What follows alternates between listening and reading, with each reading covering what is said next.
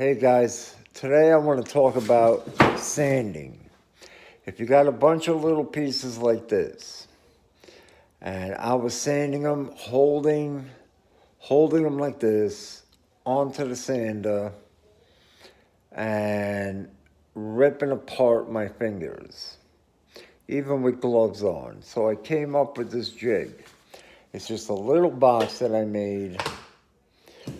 You get yourself a little piece of plywood, so the piece is actually sitting above the plywood.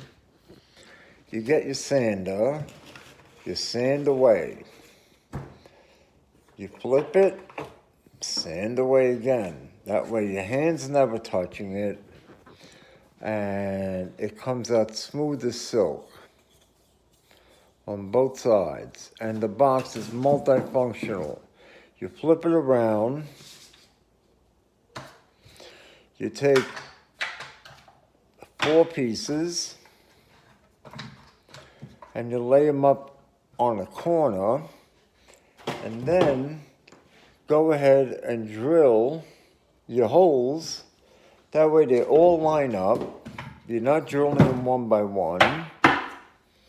Now, when you're ready to put the string in them, you put the string in all 4, and then just space them out with the string still in there, and then you cut the string, beam every 4 inches or whatever, and then you tie a knot on it. That way you're not stringing them one by one. So this is a little jig that I came up with. It's so handy. It really works well when you're doing small pieces like this. And you could do rectangles, triangles.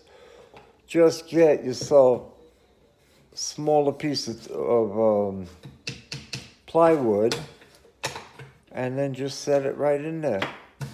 And that's it. That's my tip for the day. Hope you enjoyed it. And I'll be back next week with another tip. Have a great day.